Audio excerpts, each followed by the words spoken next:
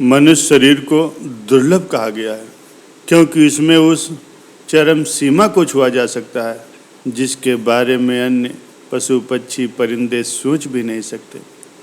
चरम सीमा यानी भगवान की तरफ, भगवान का एहसास, भगवान का अनुभव किया जा सकता है। जीते जी उस शक्ति के भंडार को देखा जा सकता है। इंसान कितना भावुक होता है या मन में कितना इच्छुक होता है कि किसी के पास कोई बढ़िया सामान देख ले तो वो झट से पूछता है कि भाई ये कहाँ से लाए हो।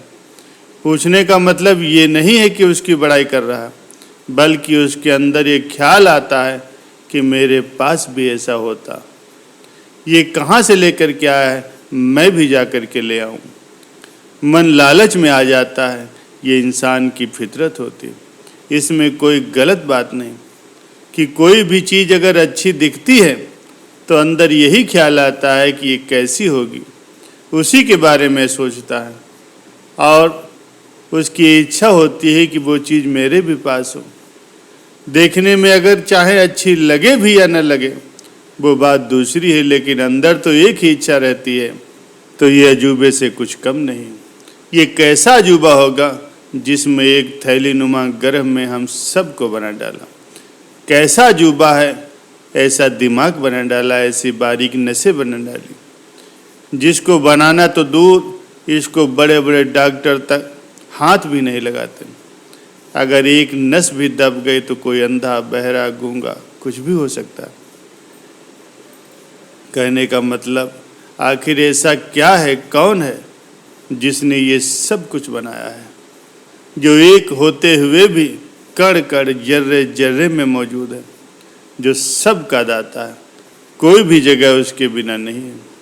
वो कैसा दिखता है, क्यों न उसे देखा जाए, क्यों न उसकी दया मेहर, उसकी रहमत को पाया जाए। इच्छा तो उठती है लेकिन उसको पाने की इंसान कोशिश नहीं करता।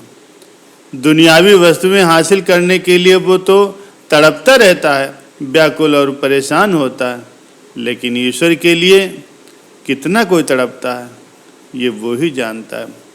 बाहर से तो कोई बता नहीं सकता, कोई माप तोल भी नहीं जिससे ये पता चल जाए कि कौन व्यक्ति मालिक के लिए तड़प रहा है।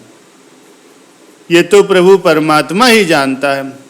समुद्र की गहराई अगर नाप भी ले जाए, आसमानों की ऊंचाई शायद नाप भी ले जाए, लेकिन ईश्वर के प्रेम और मोहब्बत की गहराई नापने वाला कोई यंत्र नहीं बना है। किसी के अंदर कितनी तड़प है, कितनी लगन है, मालिक के प्रति कितना प्रेम है, ये संत महापुरुष जरूर बता सकते हैं। जैसे आप दुनियावी सामान हासिल करने के लिए तड़पते हो, पागल हो जाते हो, बेचैन हो जाते हो, उसका अगर आधा हिस्सा भी मालिक के लिए तड़पो तो भला वो क्यों नहीं मिलेगा। पर उसके लिए तो कोई तड़पता ही नहीं है। अगर आप मालिक की तरफ उसकी भक्ति इबादत में समय लगाओ, उसके दर्शो दीदार की अगर आपके अंदर तड़प हो तो फिर आपको उसकी एक झलक जरूर मिल जाएगी। और उसके दर्शो दीदार की एक झलक भी मिल जाए तो सारा जीवन उसी के सहारे गुजारा जा सकता है। क्योंकि ये जन्म तो बहुत समय बाद मिला है, सदियां गुजरने के बाद ये मनुष्य का जन्म मिलता है, इसलिए इसका फायदा जरूर उठा लो। प्यारे सज्जनों, इतवार का दिन था। रामू हर बार की तरह अपने बाल कटवाने के लिए एक नाई के पास गया। वहाँ काफ़ी भीड़ लगी थी, बहुत सारे लोग अपने बाल कटवाने के लिए इंतजार कर रहे थे।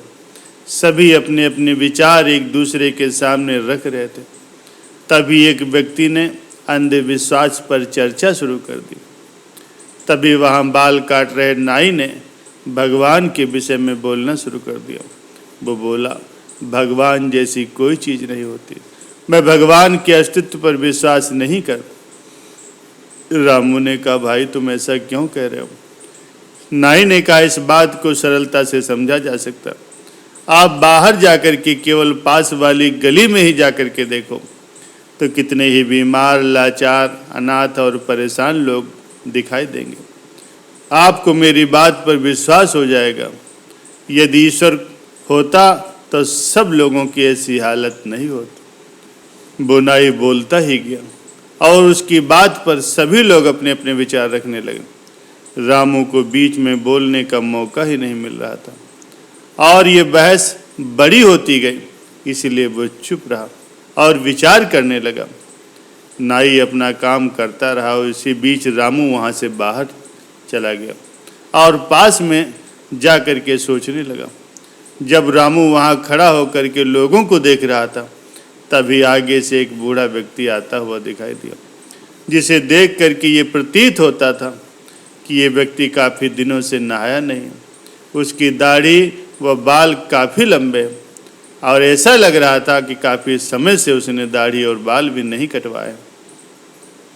रामू तुरंत दुकान के अंदर वापस गया और कहने लगा कि आप लोगों को पता है, इस संसार में नाई नहीं है। नाई बोला, ये नहीं हो सकता, मैं तो प्रत्यक्ष ही तुम सबके सामने खड़ा हूँ, ये कैसी बात कर रहे हो। रामू बोला, यदि इस संसार में नाई होते तो किसी भी व्यक्ति के बाल और दाढ़ी लंबी नहीं होती। वो देखो, सामने से एक बूढ़ा व्यक्ति आ रहा है, उसके दाढ़ी और उसके बाल कितने लंबे हैं। तब वो नाई बोला, अरे भाई, नाई तो होते हैं, लेकिन कुछ लोग तो नाई के पास जाते ही नहीं। तभी रामू बोला, एकदम सही कहा आपने, ईश्वर भी होते हैं, लेकिन कोई भी सच्चे मन से उनके पास नहीं जाता, उन्हें पाने का प्रयास ही नहीं करता, इसीलिए दुनिया में लोग इतने परेशान हैं। प्यारे सज्जनों, रामू ने यहाँ पर यह सिद्ध कर दिया कि भगवान होते हैं, लेकिन ईश्वर पर शक करने वाले लोग बहुत हैं, उन पर विश्वास करने वाले लोग बहुत कम हैं। ये सच्चे मन से और सच्चे विश्वास के साथ ईश्वर को याद किया जाए, उसको पाने की अपने अंदर तड़प हो, तो ईश्वर जरूर आते हैं।